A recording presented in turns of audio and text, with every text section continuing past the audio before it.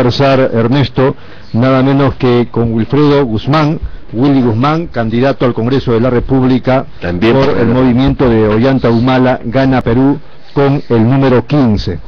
¿Cómo está, doctor Guzmán? Muy buenas tardes. Muy buenas tardes a toda la audiencia de Radio Miraflores. Lo de doctor, no porque sea médico, sino porque es abogado. Así es, Rodolfo. ¿Cómo está? Pero dicen que en el Perú todos son abogados mientras no demuestren lo contrario. Hay una idea del abogado siempre medio delincuente, ¿no? Sí, definitivamente. Bueno, usted no aparece en las encuestas, no sé si eso le preocupa, pero más temprano hablábamos sobre el tema de Ernesto Gamarra, su anécdota de que fue 5 veces candidato, 5 veces congresista y las 5 veces nunca apareció en los sondeos. Me preocupa no el no aparecer en la encuesta, sino cómo los medios de comunicación televisivos que hablan tanto de nuevos rostros, nueva sangre, nuevas ideas, nunca dan oportunidades a los que no somos las vacas sagradas de la política nacional. ¿Cómo vamos a pretender cambiar la forma de hacer política en el país si no se nos da la oportunidad de polemizar, de alcanzar nuestras ideas y nuevas propuestas para el ejercicio de la política en el Perú? Ernesto. Wilfredo, yo quería preguntarte, tenía varias preguntas, pero la primera es: ¿cómo estamos en derechos para los discapacitados con respecto a los demás países del mundo? Yo soy presidente de la Organización Mundial de Así es, por eso te lo pregunto. Y tengo la experiencia, he visitado alrededor de 30 países del planeta. Yo diría que estamos de la mitad para abajo. No estamos del todo mal, pero tampoco puede ser una satisfacción compararnos con África, con algunos países asiáticos. Es terrible todavía el tener una discapacidad en el Perú, porque no tienes acceso a la salud, a la educación y por supuesto al empleo, ¿no? Tú sabes que la filosofía del capitalismo global es la competitividad. ¿Cómo le exige competitividad a un esquizofrénico, un lesionado cerebral profundo, un retardo mental severo, un síndrome de Down? No le puedes exigir competitividad. Entonces esa filosofía se derrumba. No se nos tiene que valorar por competentes, sino por seres humanos. ¿Cuál es el país que más ha avanzado en este terreno? Los países, por ejemplo, como Suecia, como Canadá, incluso superior a los Estados Unidos, que es la primera potencia mundial.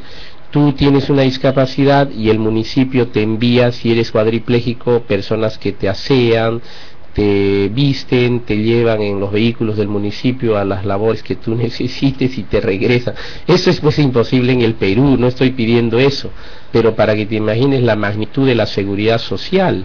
Cuando un niño nace con discapacidad, el Estado le da las tecnologías, le da los materiales didácticos, le da la alimentación, los vehículos, le da todo, hasta que finalmente sale a los empleos. En el caso de España, es un caso muy especial en el ámbito de la ceguera.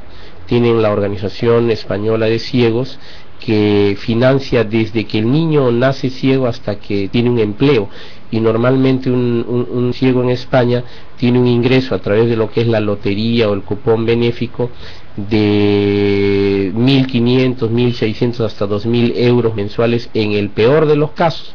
Y ellos tienen, por ejemplo, la posibilidad de comprar un departamento con un crédito de la ONCE de 200.000 euros aproximadamente. Es algo fabuloso, es otro mundo. Que algún día llegaremos, por supuesto. Eso esperamos, por supuesto. Y Ernesto, permíteme si podríamos un poco dialogar sobre el tema de la educación en el Perú. Claro.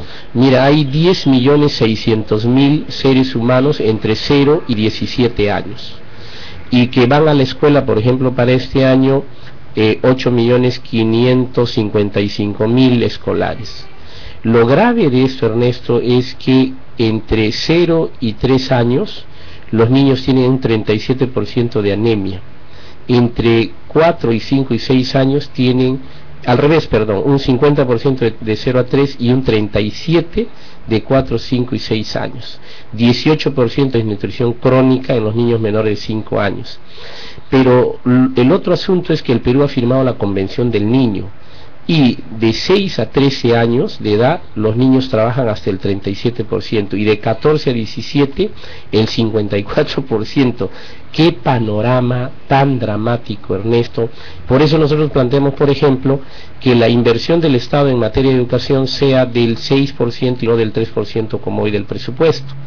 Planteamos, por ejemplo, que la universidad pública reciba un 1% del presupuesto. ¿Por qué? Y eso lo conoces muy bien seguramente. Hay 100 universidades en el Perú, 35 de ellas públicas, 32 universidades en Lima privadas y 8 nacionales. Hay 783.000 estudiantes universitarios, pero la calidad de la universidad privada en el Perú es terrible, lamentable, sí. Es lamentable. Algo tenemos que hacer. La universidad es la instancia que debería investigar, desarrollar ciencia y realmente tener convenios, sobre todo la universidad pública, con los gobiernos regionales, locales, el gobierno central, para el desarrollo del Estado. Estas cosas es las que tenemos que hacer, Ernesto. Pero lamentablemente estas universidades, muchas de estas universidades han incursionado en política no precisamente para mejorar el nivel de la educación, sino para mantener el sistema de privilegios que ellos tienen y que además trae una educación deplorable, ¿no? Por supuesto, además la enseñanza es tan baja, es tan terrible prácticamente los títulos, y todos conocemos que ahora las carreras se estudian todas casi por distancia en estas universidades, o tienen unos locales inadecuados, y por supuesto tenemos una serie de candidatos de las universidades privadas, ¿no? Está cunde la universidad privada en el tema, y hasta hay vinculaciones medias extrañas con el gobierno, como el caso de Alas Peruanas, ¿no? Te recordarás. Claro, claro, que tenía sus propios congresistas a los que llevaba por todas partes del mundo. Hasta ¿no? vocales supremos. Sí. Ahora, Willy, tú, más que en los derechos de los discapacitados como discapacitados, lo que tú aspiras es a la participación política de los discapacitados, ¿no es cierto? Por supuesto. Sabes que la inclusión y el desarrollo tiene 3 elementos: el desarrollo económico, de lo que debemos ser partícipes todos; el desarrollo humano, que es el tema de la educación, la salud, el empleo, el agua potable, la electricidad, todas las variables que mejoran la situación de los seres humanos; pero el otro gran elemento de ser ciudadano es la participación política, ser parte de la gobernabilidad. Y de hecho que en el Perú hay congresistas con discapacidad. ¿Sabes cuál es el problema, Ernesto? Que provienen del individualismo, del privilegio, no del desarrollo colectivo, organizacional. Entonces su idea de hacer política es asistencialista. ¿Cómo se resuelve el tema de la discapacidad? Regalando pues 50.000 sillas de ruedas que le cortan la pata a las sillas de plástico y las implantan un poco de fierro. Eso creen que es desarrollar a la discapacidad. O poner rampas. Señores, el desarrollo de la persona con discapacidad tiene que ver con inversión pública, con presupuesto, con calidad en la educación, la salud, en el empleo, promocionar el empleo. Ahora, y sobre todo, ¿sabes qué?